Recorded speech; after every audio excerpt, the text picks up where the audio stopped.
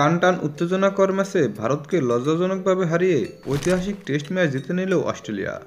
শেষ মুহূর্তে কেমন ছিল ধারাভাষ্যকক্ষের অবস্থা, চলুন এ বিষয়ে বিস্তারিত জেনে নেওয়া যাক।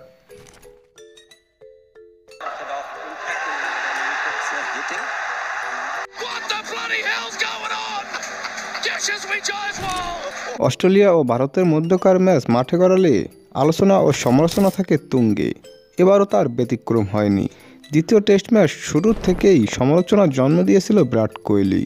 অস্ট্রেলিয়ার তরুণ ক্রিকেটারকে ধাক্কা দিয়ে সেই সমালোচনা শুরু। এরপর থেকেই ম্যাচ চলে যায় সর্বোচ্চ সমালোচনার মধ্যে দিয়ে। এতে করে এই টুর্নামেন্টের জনপ্রিয়তাও বেড়েছে। এটি হয়তো টুর্নামেন্টের ব্র্যান্ড ভ্যালুও বাড়িয়ে দিয়েছে। তবে সবাই আশা করেছিল ভারত বনাম অস্ট্রেলিয়ার মধ্যকার দ্বিতীয় টেস্ট ম্যাচটি হয়তো ভারতই জিতে নেবে। তবে শেষ পর্যন্ত তা আর হয়নি। ভারতকে লজ্জাজনকভাবে হারিয়ে দিয়ে শেষ পর্যন্ত ম্যাচটি জিতে নিয়েছে অস্ট্রেলিয়া। শুরু থেকেই টান টান উত্তেজনাকর ম্যাচে শেষ পর্যন্ত যে উত্তেজনা ধরে রাখবে এটি সবাই আশাই করেছিল।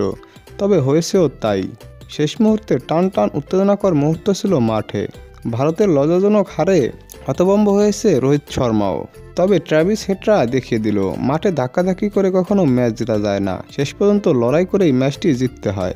এদিন শেষ দিনের খেলায় অস্ট্রেলিয়া ভারতকে 355 রানের বিশাল টার্গেট দিয়েছিল। শুরুতেই ব্যাট করতে নেমে ভারত তেমন একটা সুবিধা করতে পারেনি। শেষ পর্যন্ত 155 রানে অল আউট হয়ে যায় ভারত। তাই তো বিশাল ব্যবধানে জয় তুলে নিয়েছে অস্ট্রেলিয়া। দর্শক, অস্ট্রেলিয়ার কাছে ভারতের এমন লজ্জাজনক পরাজয়কে আপনারা কীভাবে দেখছেন?